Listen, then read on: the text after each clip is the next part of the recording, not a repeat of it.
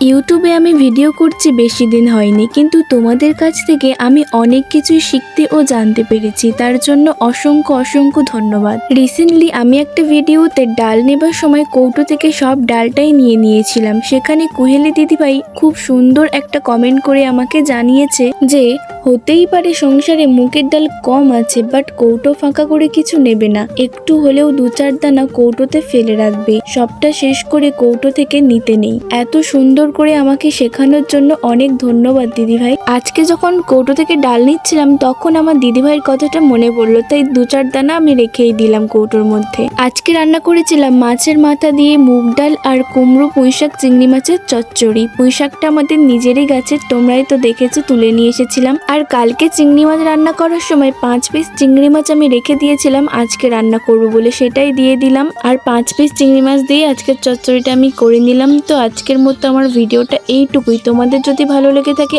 অবশ্যই সাবস্ক্রাইব করে দিও। টাটা বাই, দেখা হবে নেক্সট ভিডিওতে।